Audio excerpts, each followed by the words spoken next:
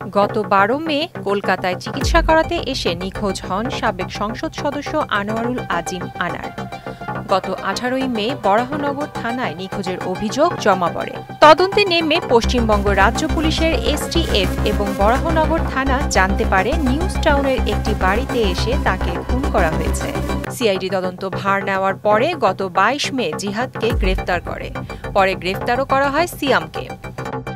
দেশটির আইন অনুযায়ী ঘটনার ৯০ দিনের মধ্যে তদন্তকারী সংস্থাকে অভিযোগপত্র দাখিল করতে হয়। গত শনিবার ভারতের বারাসাত আদালতে প্রায় ১২০০ পৃষ্ঠার চার্জশিট জমা দিয়েছে দেশটির সিআইডি।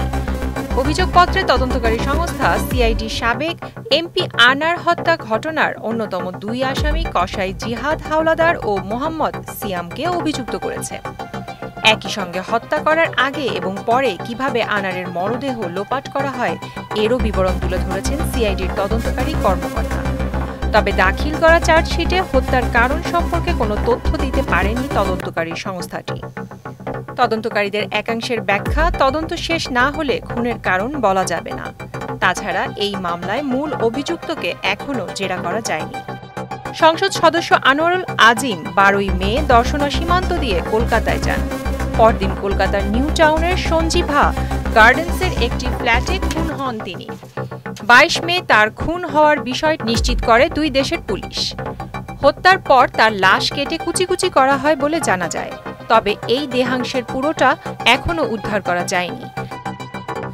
তার মাথার খুলি ও হাড়ের খোঁজে দক্ষিণ ২৪ পরগনা জেলার ভাঙড়ের কাছে বাগজোলা খালে তল্লাশিও চালানো হয় জুনে।